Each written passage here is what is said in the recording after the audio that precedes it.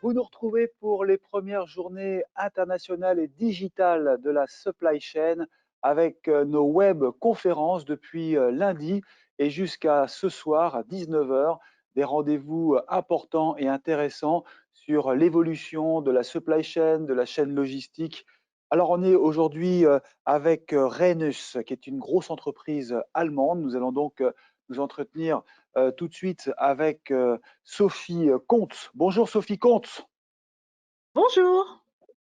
Vous êtes directrice du business pour justement Rhenus Logistique France. Je le disais, un très gros groupe allemand qui est présent sur tous les métiers de la logistique, également le transport, l'acheminement. Alors c'est intéressant avec vous de pouvoir aborder cette question post-Covid, hein, puisque c'est le thème central de notre série de conférences. Alors, dites-nous comment ça s'est passé quand on gère un groupe aussi important que Rhenus. Je sais bien que vous dirigez, vous, la partie logistique pour la France, mais vous avez dû avoir des sueurs froides pendant toute cette période. Alors, ma fonction a un périmètre qui est un petit peu particulier puisque je m'occupe à la fois de la partie opération et de la partie commerciale. Et il est vrai que dans cette crise du Covid, on s'est retrouvé totalement sans point de repère, que ce soit à la fois en interne ou en externe. Je m'explique. On s'est retrouvé dans une situation où à un moment donné, il nous fallait être exigeants et respectueux des normes gouvernementales. Il nous fallait prendre en compte également un aspect humain qui était inhabituel, qui est la peur des gens, puisqu'on a eu des taux d'absence très élevés liés à la peur. Et on a eu un troisième paramètre à prendre en compte, qui est effectivement la qualité des processus, mais surtout l'agilité de ces processus, puisqu'on s'est retrouvé dans une situation où tous nos points de repère habituels devaient être modifiés du fait, par exemple, de la distanciation sociale ou de la désinfection régulière. Et donc, bien entendu, pour la gestion humaine, ça a dû être compliqué, surtout dans ce métier de la logistique. Alors, il est vrai que les entrepôts, ce qui est important, c'est que chaque entrepôt a ses propres caractéristiques. On peut avoir des entrepôts qui sont 100% avec, je dirais, de la partie humaine, et puis d'autres entrepôts qui sont plus mécanisés ou automatisés. Alors, il est vrai que les problématiques étaient très différentes d'un entrepôt à un autre, avec quand même un tronc commun. Donc, tout le travail a été d'identifier très, très vite quel est le tronc commun, pour pouvoir mettre en place des règles et des modes de fonctionnement qui soient identiques, quel que soit le site, et ensuite de travailler par site pour identifier les modifications. Par exemple, le premier travail qui a été fait en termes de tronc commun, c'est une cartographie de l'ensemble des points de contact dans l'entrepôt, de l'ensemble des process pour identifier à un moment donné, par exemple, quand il y a les croisements des équipes, quand il y a par exemple, au moment où les équipes vont dans les vestiaires, au moment de la préparation, c'est-à-dire d'identifier quels sont les lieux où il y avait des risques, où les 1 mètre, 1,50 m ne pouvaient pas être respectés. Ça, c'est le tronc commun pour tous les sites. Mais sans qu'il y Ensuite, ait de rupture. Pardon, excusez-moi. donc voilà, ça c'était, je dirais, le point majeur. Ensuite, ce qu'il a fallu faire, c'est se dire, OK, quand on a un site qui est avec, par exemple, une zone de préparation qui est relativement confortable, mais qu'il est nécessaire de l'allonger pour pouvoir être en capacité de mettre un nombre de personnes supplémentaires, puisqu'évidemment, quand vous devez absolument vous cantonner à ces fameux 1 mètre, parfois, très vite, là où vous mettiez 10 personnes, vous pouvez en mettre plus que 6. Mais ça nécessitait, là, cette fois-ci, je bascule sur la partie commerciale, de discuter avec le client, de lui dire, OK, monsieur le client, est-ce que vous êtes d'accord pour que nous puissions allonger la zone de préparation, pour que vous preniez à votre charge, par exemple, la partie investissement, et nous, on prend à notre charge la partie organisationnelle. Donc, les endroits où on a pu travailler vraiment main dans la main avec les clients et vraiment site par site ont été des endroits extrêmement successful. C'est un modèle d'organisation à l'allemande, supérieur à l'organisation française, selon. Écoutez, je ne sais pas si c'est un modèle supérieur à l'organisation française. Ce qui est sûr, c'est qu'il a fallu travailler de manière rigoureuse, de manière structurée, Moi, j'ai été enthousiaste de voir à quel point mes équipes ont été non seulement force de proposition, mais complètement alignées d'une manière homogène, parce que quand même, quand il s'agit de mettre en mouvement 1300 personnes, 30 sites, avec la même méthodologie de travail pour analyser les zones de risque, les points de risque, et ensuite travailler avec les commerciaux pour voir à quel moment on peut discuter avec le client. Typiquement, on a pu envisager des modes de fonctionnement, notamment de déchargement container, complètement différents par rapport à ce qu'on avait vécu. On a un de nos très gros clients qui se faisait livrer les conteneurs seulement en vrac. Il a fallu discuter avec lui pour dire, écoutez, si vous êtes en capacité d'obtenir de votre fournisseur qui vous les mette sur palette, eh bien, dans ces cas-là, nous ne dégraderons pas la productivité parce que nous serons toujours en capacité de décharger rapidement les containers, faute de quoi on ne pourra plus mettre 2 personnes dans le container. Donc, vous voyez, c'est des choses très, très concrètes, très pragmatiques qui ont permis de pouvoir passer cette crise tout en ayant pris en compte aussi la dimension humaine. Les gens avaient peur. Les gens étaient absents. On a eu des sites avec plus de 30% d'absence. Donc, faire fonctionner un site quand vous avez 30% d'absents, ça devient vraiment du challenge. Hein. Et vous avez pu maintenir un bon niveau d'activité malgré cette crise, ce confinement obligatoire en France? Alors, c'est très particulier, en fait, ce qui s'est passé. Tout à l'heure, je vous ai dit, il y avait un tronc commun et après, site par site, en fonction de si c'est mécanisé ou si c'est plutôt ou automatisé ou si c'est plutôt manuel, nous avons dû nous adapter. Eh bien, nous avons dû aussi nous adapter au secteur. Il y a des sites pour lesquels, clairement, avec le confinement, tous les volumes se sont effondrés. Alors là, l'enjeu, il est différent. C'est pas tant quand les volumes s'effondrent qu'il y a un enjeu, c'est surtout quand ça va redémarrer. Donc, il a fallu travailler sur une tactique de redémarrage des volumes qui était très différent avec les cas où vous avez eu d'autres secteurs, et notamment de la distribution spécialisée, où là, nous avons dû à peine quelques jours être en capacité de pouvoir activer du flux B2C, là où jusqu'alors on ne faisait que du B2B. Et là, l'agilité des process et la puissance du WMS, si auparavant elle était bien solide, nous a permis à peine quelques jours de pouvoir basculer des flux qui étaient des nouveaux flux. Ça, c'est un challenge énorme, énorme. Normalement, il vous faut plusieurs semaines, vous devez avoir des réunions de projet, etc. Mais là, en à peine quelques jours, les clients nous ont dit, s'il vous plaît, si vous n'êtes pas capable de basculer en B2C, nous, on va couler complètement notre année 2020. Donc, on a eu 2 cas comme ça qui ont été des cas un petit peu costauds, on va dire. Et en 8 jours, on a été en capacité de basculer. Il a fallu motiver les équipes en interne justement pour s'adapter aussi vite et aussi bien? Alors, il y a plusieurs niveaux dans les équipes. Vous avez effectivement l'encadrement général des sites, qui eux étaient, je vous le dis, dès le début à mes côtés et on a travaillé vraiment main dans la main. Donc, j'ai mis en place un système où il y avait une réunion tous les soirs par région qui permettait d'identifier les avancées de chacune des régions. Après, il y a la partie beaucoup plus les opérateurs. Et là, clairement, on s'est retrouvé face à une situation où on avait, comme je vous l'ai dit déjà 2 fois, des gens qui avaient peur. Et c'est des choses qu'il faut prendre en considération. Donc, nous, ce qu'on a fait, c'est qu'on a accentué les désinfections, on a accentué l'arrivée des prestataires de services qui étaient capables de nettoyer les entrepôts ou les bureaux de manière beaucoup plus fréquente. Et puis, on a été en capacité aussi de dire, nous, on va vous donner une prime, qui est une prime de reconnaissance pour l'effort que vous faites de venir, malgré ce contexte, qui est un contexte anxiogène. Et ça, on l'a fait tout le confinement. Est-ce que cela justement a ouvert la voie à de nouvelles idées, par exemple des nouvelles technologies? Est-ce que vous envisagez justement Oui, d'utiliser oui. ces pratiques pour le futur?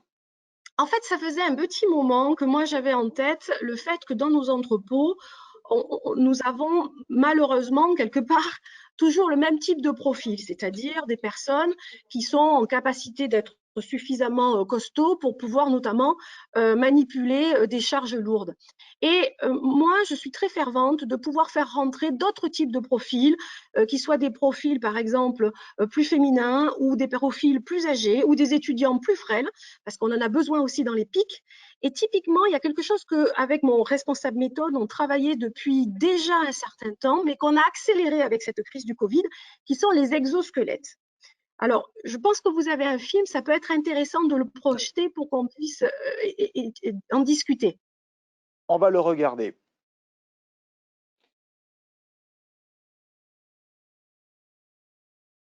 Voilà, alors typiquement, l'avantage de l'exosquelette, c'est que comme vous le voyez dans un container, la personne donc a une prise qui est beaucoup plus simple puisque l'exosquelette est capable de prendre lui-même à sa charge jusqu'à 8, 10, voire même 15 kilos selon les prototypes. Ce qui veut dire que le préparateur ne va porter que ce qui est au-dessus.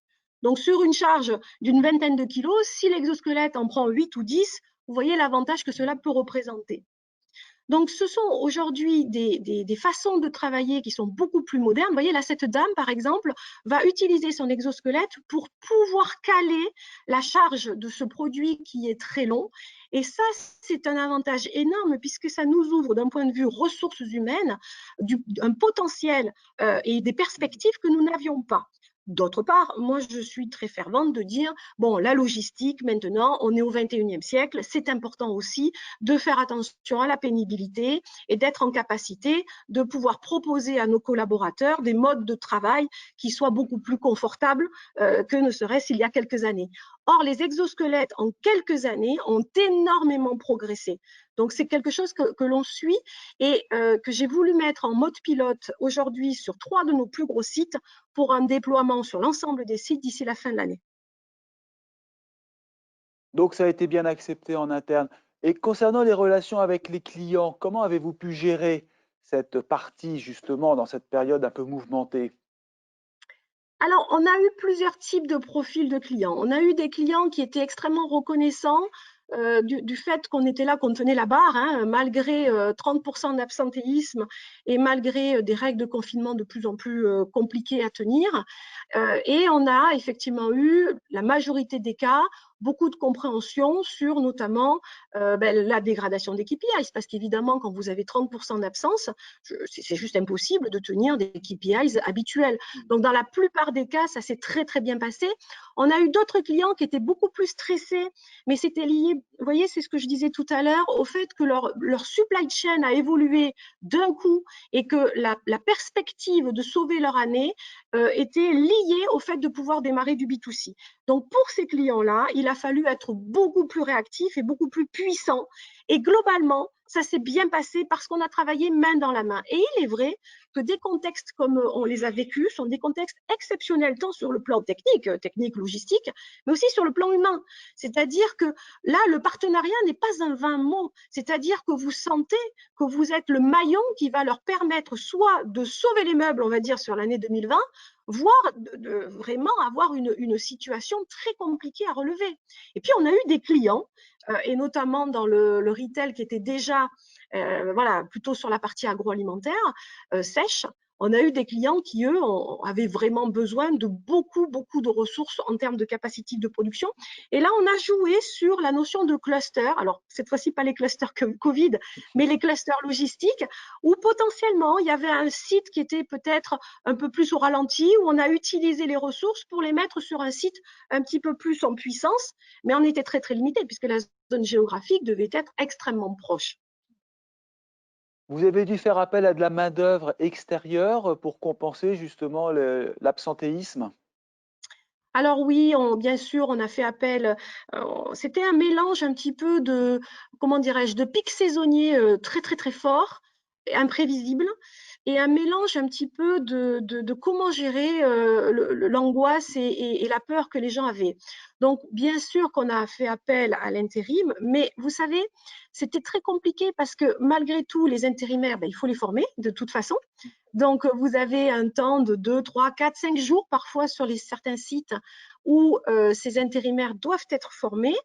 Et puis, vous avez quand même, qu'ils soient intérimaires ou qu'ils soient salariés CDI, cette peur qui était importante Et là, tous nos managers intermédiaires, le management intermédiaire, les managers de site ont fait un boulot remarquable, puisque quand même, le travail de base, c'était d'être à l'écoute, c'était d'apporter des réponses, c'était de rassurer et c'était de mettre en place des actions tactiques rapides. Même si au niveau central, nous avions mis une méthodologie qui était rodée, puisque tous les soirs, chaque région devait indiquer où elle en était dans la mise en place des différentes règles à respecter. Malgré tout, au quotidien, ce sont eux qui se sont retrouvés en première ligne. Et c'est là où on voit la solidité du manager et c'est là où on voit aussi la qualité de son travail toute l'année. Quand vous avez un manager qui a fait un travail de qualité avec ses équipes toute l'année, eh bien, quand vous avez une crise comme ça, je dirais que ça se passe relativement bien. Si par contre c'est beaucoup plus fragile, c'est un peu comme les process. Si les process étaient un peu plus fragiles, si le système WMS était un petit peu plus, voilà, pas suffisamment mis à jour, eh bien là, ça met en exergue des faiblesses ou des failles qu'il faut absolument contrôler pour ne pas qu'elles dérapent. Et vous avez dû renforcer le dialogue avec les clients, justement, bon, vous le disiez, pour les rassurer notamment, hein, parce qu'ils ont peut-être perdu leurs repères aussi. Alors nos clients, nous avons en plus dû gérer la carte multiculturelle puisque la plupart de nos clients, voilà, des Autrichiens, des Allemands, des Français bien sûr, des Irlandais, des Chinois. Donc, il y avait non seulement la partie technique de qu'est-ce qui se passe dans l'entrepôt et est-ce que oui ou non on est en capacité de produire, mais on avait aussi la partie multiculturelle. Par exemple, quand les Autrichiens, eux, se sont retrouvés dans une situation où le confinement était bien moins important qu'en France, il a Mmh. fallu passer du temps pour leur expliquer que nous, ben, on était beaucoup plus coincés. Les Chinois le comprenaient beaucoup plus vite, évidemment. Donc oui, on a passé du temps à leur parler, on a passé du temps à leur donner de l'information, leur expliquer ce qui se passait. Et c'est vrai que ça a été une expérience humaine qui était quand même très, très particulière. Mmh.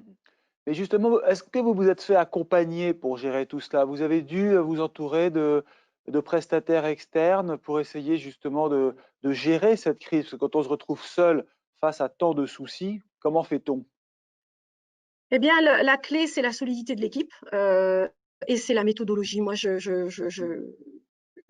ne déroge pas à la méthodologie, c'est-à-dire quand vous avez une animation qui est régulière à heure fixe, avec un agenda qui est clair et que chaque personne de l'équipe a préparé, alors voilà, qu'est-ce qui s'est passé par rapport à hier, où on en est, quels sont les nouveaux problèmes que l'on doit gérer et que l'on travaille ensuite en mode commun, ben, Mmh. les idées émergent, les solutions sont plus simples à trouver. Et puis, on a aussi la capacité de travailler. Alors, je vais vous dire, le partenaire qui a été le plus important durant cette période, ça a été tous les partenaires de nettoyage. Parce que Mmh. grâce à eux, on était en capacité d'accroître le niveau de confiance et de nos salariés. Et bien entendu, dès que nos salariés se sont sentis plus en confiance, ben, nos clients aussi se sont sentis en confiance puisque le taux d'absentéisme, du coup, de nouveau, redescendait. C'est très étonnant parce qu'un entrepôt, ça reste quand même un lieu où il y a beaucoup d'humains. Et peut-être qu'on l'avait Mmh. un peu oublié par moment. Et même si vous avez des endroits où vous êtes semi-automatisé ou totalement automatisé d'ailleurs, il y a quand même besoin de l'être humain. Et donc ce Covid, là où il a été, je dirais, imprévisible, c'est qu'il nous a attaqué sur le cœur de notre métier qui est l'humain. Donc c'est important d'avoir travaillé sur des bonnes relations humaines. Les ressources humaines ont fait un travail remarquable aussi pour tenir, informer nos salariés des mesures quand il a fallu prendre les masques, les visières, les gels hydroalcooliques, et puis d'avoir un dialogue qui soit un dialogue continu. Donc, vous voyez, il y avait ce travail en interne et ce travail en externe qui nécessitait d'être complètement reliés. Et puis maintenant, il y a ce retour à la normale, depuis, 2 mois pratiquement. Vous avez dû, avoir affaire à des pics importants. Donc comment ça se gère après tout d'un coup, cet afflux de marchandises à gérer? Alors tout à l'heure, je vous disais qu'on avait le cas où on a eu des activités qui étaient complètement à l'arrêt, c'est-à-dire on est parti Mmh. d'une base 100 avant le Mmh. confinement à une base 10 pendant le confinement. Donc vous imaginez pour repasser de 10 à 100 le travail Mmh. qu'il faut faire. Ben ça, c'est pareil, pour moi, je mets beaucoup de méthodologie dans tout ça, c'est-à-dire qu'il a fallu travailler sur des scénarios. Ok, je suis à 10. qu'est-ce qu'il me faut pour passer à 20, puis à 30, puis à 40, puis à 90, puis à 100. Et derrière, ça veut dire qu'est-ce qu'il me faut en termes de ressources humaines, quel est mon panel d'employés intérimaires et CDI, comment aujourd'hui je suis en capacité de pousser la mécanique plus vite. Comment le client est d'accord, parce que c'est là aussi où on a besoin de lui. Si par exemple, à un moment donné, on sait qu'on n'arrivera jamais à dépasser les 80 parce qu'à cause des gestes barrières, la capacité de production est limitée. Donc là, dans ces cas-là, on fait comment? Eh bien, il faut discuter avec le client, il faut dire, bon, écoutez, nous, les 80, on peut les tenir, mais les 20 qui manquent, ben, tant que la situation ne s'améliorera pas, on ne pourra pas s'affranchir des 1 mètre. Ou alors, on réfléchit, éventuellement, on rajoute des racks. Ça voudra dire qu'on sera en capacité d'allonger certaines zones. Et dans ces cas-là, en contrepartie de l'investissement, on est en capacité de maintenir la zone de production, où on rajoute des tables élévatrices, etc. Ben, c'est tout ce travail à la fois global et macro, mais je dirais un petit peu chirurgical aussi, vous voyez, très précis, de se dire c'est quoi les zones aujourd'hui qui nous empêchent d'atteindre notre productivité habituelle et qu'est-ce qu'on peut faire pour pouvoir le compenser. Après, charge au client d'accepter ou de refuser. Certains de nos clients ont dit non, moi je préfère pas investir, tant pis, on garde un KPI dégradé. Là où vous étiez à 100, ben on restera à 80 le temps que ça s'arrange. Et puis on a d'autres clients qui nous ont dit non, non, moi ça m'intéresse, allez-y, je prends à ma charge l'investissement, mais allez-y, ça me permettra, moi, y compris si demain nous avions une deuxième vague, d'être prêt parce que aujourd'hui, on ne sait pas si cette solution, voilà, cette situation, pardon, elle est définitivement derrière nous, si malheureusement, on sera amené à faire face à une deuxième vague.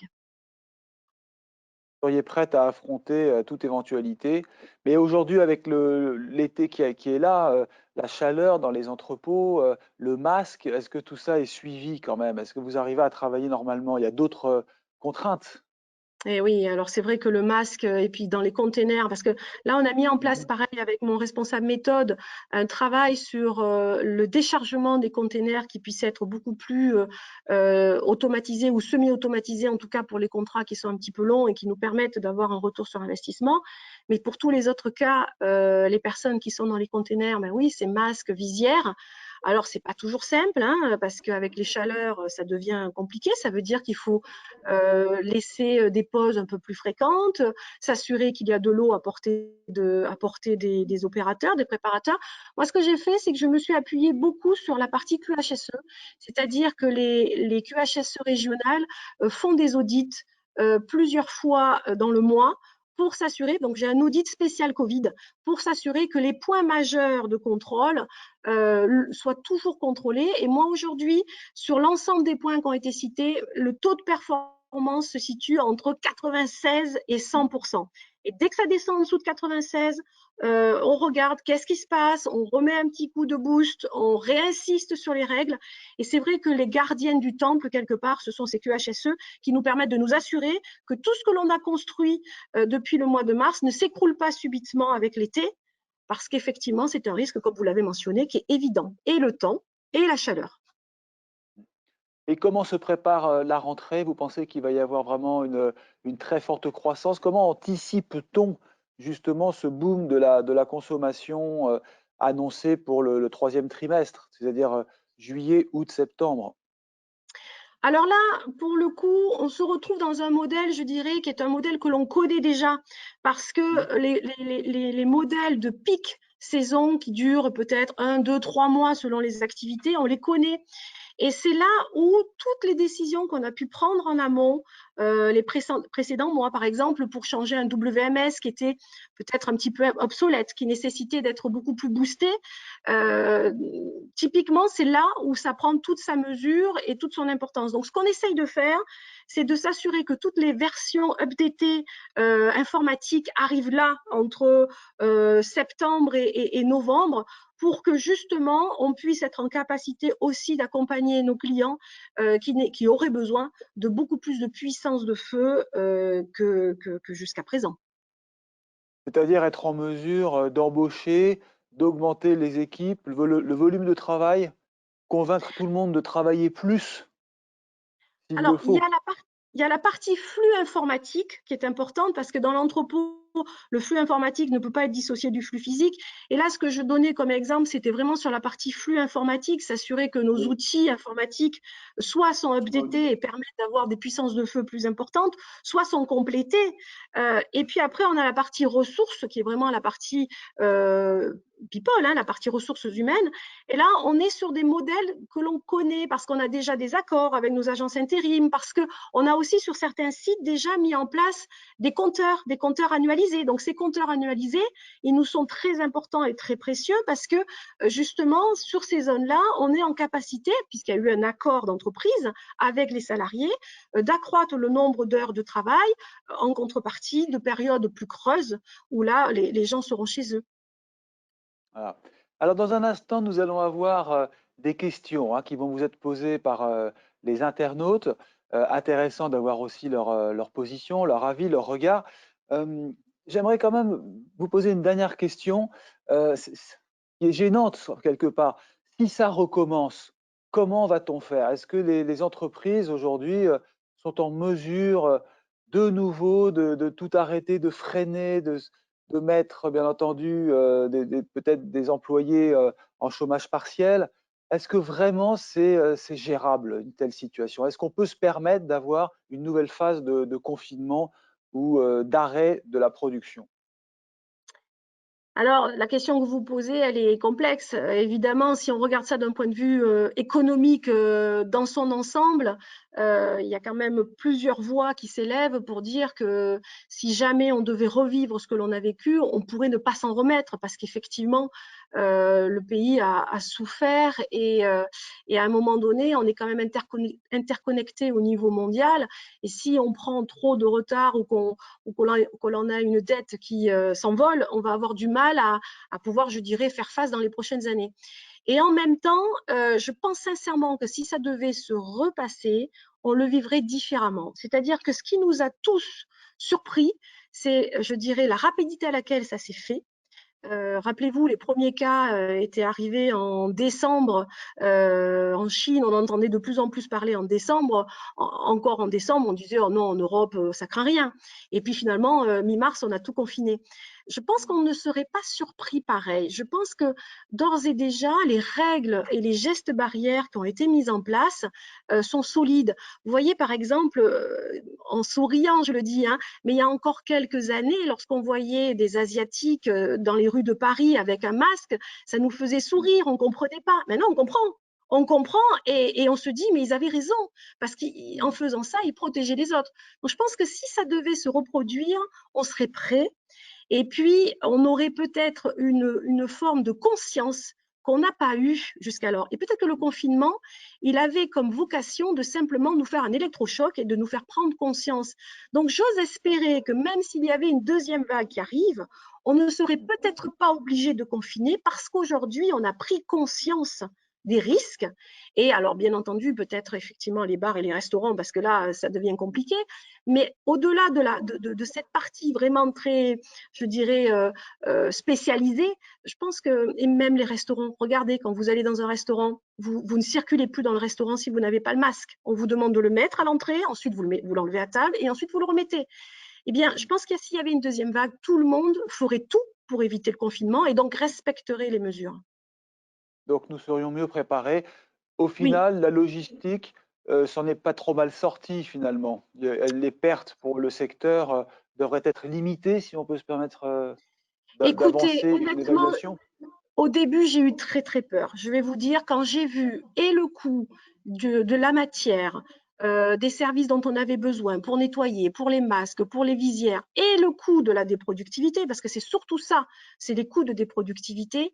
Au début, j'ai eu très très peur parce que je me suis dit, je vois pas comment on va faire en dehors de le répercuter à nos clients. Et on a eu des clients avec qui nous avons travaillé main dans la main, avec qui nous avons eu un discours qui était un discours de franchise, sur lesquels on a été en coopération et qui nous ont aidés, qui ont participé à ces coûts d'une manière volontaire pour nous aider à passer ce cap. Et donc, à partir de là, je dirais que la perte que nous avons connue, et nos clients et nous, a été Alors, pas totalement partagée parce que c'est pas vrai, mais globalement, elle a été prise en considération des deux côtés. Donc là, j'ose espérer qu'on est reparti sur des bonnes bases. Et encore une fois, même si il devait y avoir une deuxième vague, je suis persuadée maintenant que nous sommes prêts. Sophie Comte, merci beaucoup. Alors, je vais passer la parole à Karine Radovics, qui est présidente de l'Agora, directeur Supply Chain Lyon, et puis aussi responsable Supply Chain de Bayer. Vous devez sûrement la connaître, c'est une collègue qui représente aussi une belle entreprise allemande, Bayer. Alors, merci beaucoup, hein. Bien sûr, on reste en direct. Je passe la parole donc à Karine pour les questions.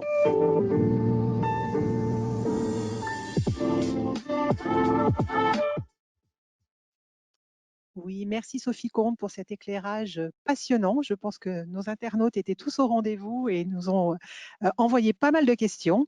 Donc la première, nous avons beaucoup parlé de l'humain. Est-ce qu'il y a aujourd'hui encore des opérateurs qui ne souhaitent pas revenir et dans quelle proportion? Non. Aujourd'hui, on a très très peu de cas d'opérateurs qui ne souhaitent pas revenir. Le travail qui a été fait au niveau à la fois des CHSCT, des syndicats, et puis je dirais d'une manière générale des équipes, a été suffisamment probant. Alors je dis pas qu'il y a peut-être quelques exceptions par-ci par-là, mais globalement tout le monde est à son poste.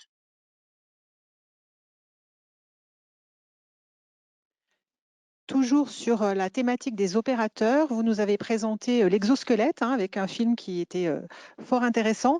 Depuis quand vos opérateurs travaillent-ils avec des exosquelettes? Dans quelle proportion? Et est-ce que Alors, vous avez évalué le gain de productivité? Alors, vous avez tout à fait raison. Au départ, c'est quelque chose que l'on avait mis en place dans nos, je dirais, dans nos objectifs sur la fin de l'année 2020. Le Covid nous a fait accélérer ce projet. Donc aujourd'hui, on est sur 3 sites majeurs où il y a à peu près une centaine de personnes. Donc on ne les a pas testés sur les 100 personnes, mais on les teste sur quelques dizaines de personnes pour voir les gains que cela peut apporter et les gains de productivité. Parce que derrière, l'enjeu est important. C'est-à-dire que non seulement ça permet de rentrer dans le 21e siècle, moi j'y tiens, de dire la logistique doit aussi être une logistique du 21e siècle. Et c'est vrai qu'on voit qu'il y a vraiment des choses formidables qui se passent au niveau de l'intelligence artificielle, mais aussi de la mécanique. Et l'exosquelette n'est pas de l'intelligence artificielle, mais est vraiment en support de l'humain.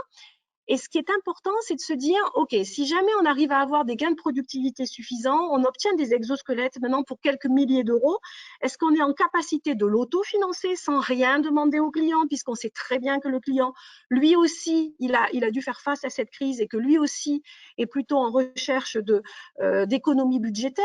Et si c'est le cas, on est en capacité de vraiment autofinancer ces exosquelettes, eh ben on va les déployer et ça sera transparent pour le client et tout le monde sera gagnant puisque derrière, on aura la capacité de pouvoir embaucher d'autres types et d'autres profils de personnes, ce qui est très important, y compris dans les cas de crise sanitaire. Et si d'aventure, sur certains sites, ce n'est pas le cas, qu'on ne puisse pas, je dirais, l'autofinancer, alors dans ces cas-là, on regardera les choses différemment. Nous, chez Rhenus, on a une cellule innovation qui est une cellule en Allemagne, à Berlin, qui est très importante, sur laquelle on a aussi des budgets qui nous permettent de financer nos projets. Et il n'est pas impossible qu'à ce moment-là, on puisse demander un petit coup de main de la part de la maison mère pour pouvoir finaliser ces investissements. Mais moi, j'y crois vraiment beaucoup et je pense aussi que pour le confort des opérateurs, c'est juste indispensable. Merci. Alors justement, une bonne gestion des relations humaines, une bonne relation avec les manutentionnaires est-elle critique pour traverser une telle crise dans de bonnes conditions? Alors oui, parce que le mot-clé, je dirais, ça reste la confiance. Et à un moment donné, quand vous dites quelque chose, il faut le faire. Et ce qui est très important, c'est que quand vous le faites, il faut le tenir. Et il faut le tenir dans le temps. Et si d'aventure, il y a le moindre malentendu, la moindre promesse non tenue, dans un contexte anxiogène majeur, ça ne peut pas marcher. C'est là où on a besoin de managers solides, avec une éthique, et c'est là où on voit la réalité de leur travail toute l'année. S'ils sont en capacité d'être proches de leurs équipes, c'est qu'effectivement, ce sont des bons managers. Une autre question sur une thématique un petit peu différente. Utilisez-vous l'intelligence artificielle pour anticiper l'imprévu et gagner en agilité? Alors effectivement, l'intelligence artificielle, nous l'observons de très très près. Il y a plusieurs façons de travailler avec l'intelligence artificielle. On a la notion aussi de big data, c'est-à-dire à un moment donné, quand on a une certaine typologie de flux qui reviennent, ou au contraire, je donne un exemple concret, hein, on a un client qui nous dit que 60% de ses colis sont forcément d'une certaine taille et plutôt petites. Et puis qu'on dimensionne un entrepôt dans ce sens-là, et puis que petit à petit, sans s'en apercevoir, de 60%, on passe à 50, puis 40, puis 30. Vous vous retrouvez dans une situation au bout de quelques temps qui est intenable, puisqu'en fait, l'outil que vous aviez prévu n'est plus du tout adapté au profil de vos commandes. Donc, la notion de data, et je dirais y compris de prévisibilité, de se dire par rapport à aujourd'hui, je constate une déviation de la typologie du flux. Si rien ne se passe, comment ça va se passer dans 6 mois, dans 1 an, dans 18 mois? C'est fondamental pour pouvoir rediscuter avec le client, de dire attention, votre supply chain est en train d'évoluer. Évidemment que ce n'est pas la supply chain qui va bouger, c'est à nous de nous adapter à la supply chain. Par contre, les outils que nous avons mis en place à l'époque ne vont plus convenir dans 6 mois ou dans 1 an. Et donc, évidemment que pour moi, la logistique de demain, c'est accompagner le client, et bien évidemment, on ne peut pas le freiner, surtout dans le contexte actuel. Et pour l'accompagner, ça veut dire bien maîtriser ses chiffres, bien maîtriser ses flux, et bien évidemment être en capacité de lui faire des propositions plus prédictives. Puis il y a un deuxième cas qui est un cas aussi où à un moment donné, vous vous rendez compte que les modes de préparation sont différents, que les points de livraison sont différents. Et là, vous pouvez aussi être en capacité de dire à votre client, attention, là où autrefois, ça valait le coup d'avoir un entrepôt à tel endroit, peut-être qu'il faudrait avoir un entrepôt satellite à un autre endroit qui permettra d'être beaucoup plus proche de votre zone de chalandise. Ça aussi, c'est de la gestion de données et c'est de la prévisibilité sur laquelle nous devons travailler.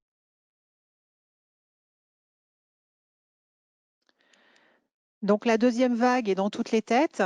Dans la mesure où le Covid a mis les supply chains sous tension et où le recours à un prestataire finalement permet d'externaliser les problèmes et les difficultés, anticipez-vous un regain d'activité en anticipation de cette fameuse deuxième vague ou même d'une prochaine crise? Un regain d'activité, je ne sais pas. Ce que je pense aujourd'hui, c'est que je crois qu'on essaye tous de revenir à la normalité. Ce qui est vrai, c'est qu'on en a tiré des leçons de ce qui s'est passé. Moi, je vois par exemple avec un de mes clients, je lui ai parlé de mettre ses colis sur palettes quand les containers arrivent, notamment d'Asie. Je sais qu'il ne fera plus marche arrière parce que c'est trop risqué. Si jamais de nouveau les colis étaient chargés en vrac dans le container et qu'il y a une deuxième vague, là où on peut décharger 10 containers, on n'en déchargera plus que 5. Donc, je pense sincèrement qu'on a pris des nouveaux réflexes et je suis pas trop inquiète. Je suis inquiète, évidemment, comme tout un chacun, et surtout en se disant, pourvu que cette épidémie ne soit pas plus virulente que la première, puisqu'on en découvre tous les jours, notamment sur les micro-gouttelettes, parce que si par contre, les 1 mètre de distanciation sociale ne suffisent pas et qu'il faille en mettre 2 ou 3, alors là, ça va devenir très compliqué. Et là, on n'est pas prêt. Là où on est prêt, je dirais, c'est une configuration relativement semblable. Voilà, ça ne me fait pas peur du tout. Par contre, une configuration beaucoup plus sérieuse, avec de la distanciation sociale plus importante, ça deviendrait vraiment compliqué. Le groupe Rhenus est présent dans de très nombreux pays. Avez-vous pu partager et échanger au sein du groupe sur des retours d'expérience qui auraient pu être faits sur d'autres pays? Alors très honnêtement, la France étant le pays qui a été le plus touché au niveau du groupe Rhenus, en tout cas pour l'Europe, honnêtement, j'ai pas eu le temps. On a été vraiment concentré sur la France et c'est plutôt nous qu'avons donné, je dirais, des conseils ou des propositions à nos collègues, et notamment nos collègues allemands ou autrichiens. Mais il est vrai que non, on n'a pas partagé On a été dans un modèle où on a dû très très vite faire face et il était nécessaire de mobiliser les 1300 collaborateurs en France très très vite. Et donc effectivement, non, nous n'avons pas partagé au niveau européen. Si j'avais été dans un contexte différent, c'est-à-dire un contexte où la crise était importante, mais pas trop, vous voyez, comme en Pologne, j'aurais cherché à avoir un peu d'informations. Et là, on était dans une situation où on devait être en autarcie totale. Les frontières étaient bouclées en plus. Merci Catherine Radovics pour ces questions. On continue encore, nous avons 5 minutes, Sophie Comte, avant de rendre donc le réseau. Je voulais juste vous poser une question. Les investissements, c'est important hein, pour une entreprise. Est-ce que vous en parliez un petit peu, notamment pour les technologies du futur? Vers quoi pourrait-on aller? Vous avez parlé des exosquelettes, bon ça c'est une chose, mais est-ce qu'il y a d'autres investissements qu'une grande entreprise comme Rhenus Monde et Rhenus France en particulier peuvent justement engager l'année prochaine? Autrement dit, est-ce que la confiance est là pour investir? Oui, alors moi je crois beaucoup, mais c'est personnel, je crois beaucoup à tout ce qui est investissement localisé. Par exemple, quand on voit des sociétés comme Scalog avec des notions de goods to man, nous en avons mis en place et nous sommes en train de l'ajuster sur le site parisien de Gretz. Ce sont des solutions moi, qui me plaisent beaucoup parce qu'à un moment donné, vous vous posez la question sur un processus particulier, comment je fais pour travailler différemment sur ce processus sans remettre en cause la globalité du fonctionnement de l'entrepôt. Et ça permet aussi de limiter les risques et ça permet aussi d'avoir des investissements entre guillemets relativement abordables. C'est-à-dire qu'il y a toute la panoplie, hein. Vous avez des investissements de quelques milliers d'euros comme l'exosquelette, de quelques centaines de milliers d'euros comme un Scalog par exemple, et puis de quelques millions d'euros si vous prenez des rack shuttle ou des autostores. Donc ce qui est important, c'est toujours d'avoir en tête, ok, quel est le montant de mon investissement, quelle est la durée de mon contrat et quel est le bénéfice que je peux en retirer. Typiquement sur les convoyeurs semi-automatisés qui permettent de décharger les containers vrac avec un pilote dans une cabine et qui va donc, un système de ventouse, récupérer les colis et les mettre sur un convoyeur, ben ça, si vous avez un contrat d'environ 5 ans, vous pouvez vous permettre de l'autofinancer. Donc moi, je suis très, très attentive et très curieuse de tout ce qui est nouvelles technologies. Nous investissons aussi aujourd'hui beaucoup sur les chariots autonomes, sur les chariots intelligents, avec une notion pareille liée à l'humain, un chariot autonome qui se positionne devant le picking location, qui derrière va attendre que l'humain donc prépare et ensuite une fois que c'est préparé, l'humain va appuyer sur un bouton pour lui dire maintenant tu vas chercher, tu vas au deuxième picking location et c'est pas moi qui vais préparer, c'est un autre humain parce que c'est dans une autre allée et que moi je vais plus éventuellement faire toutes les allées pour préparer. Ça, c'est des modèles que l'on est en train de tester, notamment sur la région lyonnaise, qui nous intéressent beaucoup. Et moi, je crois beaucoup, vous voyez, à des notions d'investissement relativement, hein, évidemment, on parle quand même toujours de plusieurs centaines de milliers d'euros ou 1 million et demi, mais relativement abordable, parce que lorsque vous allez sur quelque chose de beaucoup plus important, qui est aussi très, très, très intéressant, il faut être sûr que les flux ne bougent pas trop, que la typologie des produits ne bouge pas trop, ou alors il faut que le fabricant soit en capacité d'être extrêmement agile si cela se présentait. Vous diriez que la France est bien positionnée en termes d'innovation par rapport à ce qui peut être fait dans d'autres pays? J'imagine que vous êtes présent en Chine hein, pour votre métier de logistique, vous êtes présent aux États-Unis et bien sûr en Allemagne. Dans les best practices, comment se positionne la France? Ce sera ma dernière question. Écoutez, chez Rhenus, en France, on a beaucoup d'ambition, notamment sur cette partie innovation. En plus, on a des gens, que ce soit à l'IT ou que ce soit aux méthodes, qui sont remarquables et extrêmement curieux, extrêmement ouverts. Moi, j'aurais tendance à dire qu'on est plutôt pas mal, on est plutôt bien passé, en tout cas, on est sur le podium. Eh bien, c'est votre mot pour la fin de cette web conférence. Merci beaucoup, Sophie Comte. Je le Merci à rappelle, vous. donc, directeur business chez Rhenus Logistics. On rappelle un groupe très important en Allemagne. Alors, nos web conférences continuent. On va se retrouver après la pause midi. Hein. Nous aurons une conférence internationale dans un instant. Enfin, je crois que ce sera vers 14 heures, hein, si je ne me trompe, à 14 heures. Donc, avec Pierre Monceau. Et personnellement, je vous retrouve à partir de 15 heures avec un autre grand acteur de la logistique, puisqu'il s'agit de XPO Logistics, que vous connaissez bien, qui est un concurrent de Rhenus, mais toute concurrence est saine. En tout cas, on sera heureux d'avoir également son regard sur l'évolution du métier. Je rappelle, avant de vous laisser, que nous avons le prix de la Startup 2020 qui est toujours en cours. L'adresse apparaît. Ce sont les directeurs Supply Chain et Sprint Project qui vous invitent à vous connecter donc pour élire la Startup 2020 avec les résultats ce soir. Merci beaucoup et bon appétit à toutes et à tous. Merci, au revoir.